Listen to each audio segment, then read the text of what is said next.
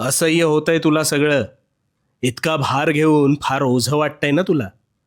तुझं हे सगळं ओझं आज रिकामं होणार आहे बघ. आता मी सांगतोय ना, ते कान उघडे ठेवून लक्षपूर्वक आणि शांतपणे ऐक. आता समज रस्त्यातून तू एक वजनदार गोष्ट तुझ्या उजव्या हातात धरून चालतोयस. सुरुवातीला चालताना तुला तितकासा भार जाणवत नाहीये, पण जसं जसं तू पुढे सरसावतोस तसा तुझ्या हातावर अधिक ताण येतो. आणि मग अशा वेळेस तू काय करतोस तर ती गोष्ट तात्पुरती का होईना खाली ठेवतोस अथवा दुसऱ्या हातात घेतोस. का? कारण भार झेपेनासा झाल्यावर त्यावर त्याच वेळी तू तत्परतेने मार्ग काढतोस आणि त्या हातावरचा भार टाळतोस. मग यातून काय कळलं? ज्यावेळी भार होतो असं वाटतं त्यावेळी त्याच वेळेस त्यावर तोडगा काढणं हे भाग असतं. आणि हो, भार हा शरीरावर आल्यावर तू झटकून काढतोस, पण मग मनाचं काय? मानसिक स्वास्थ्य तू तितकंसं गांभीर्याने घेत नाहीस आणि इथेच सगळी गफलत आहे. तुझ्या ह्या ताणतणावाची कारणं ना ही अनेक असू शकतात.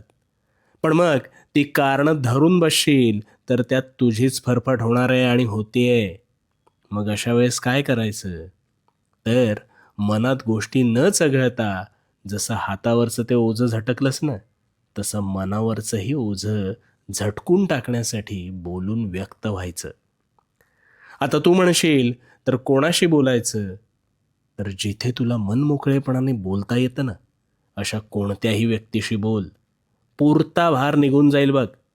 अथवा कोणालाच सांगायचं नसल्यास तुला ज्याचा त्रास होतोय ते तुझ्या दैनंदिनीत लिहून काढ. आता तू म्हणशील, याने काय होणार आहे? अरे कुठेतरी का होईना व्यक्त झालास म्हणून हा भार जो आहे ना, हा निश्चितच हलका होणार आहे. आणि तुझ्या तणावाचं जे रूपांतर आहे ते मानसिक विकारात न बदलता तू तुझ्याच प्रश्नातून इथे मोकळा होणार आहेस. चल, चल सोडून दे आता तो भार आणि भिवू नकोस, मी तुझ्या पाठीशी आहे. भिवू नकोस, मी तुझ्या पाठीशी आहे.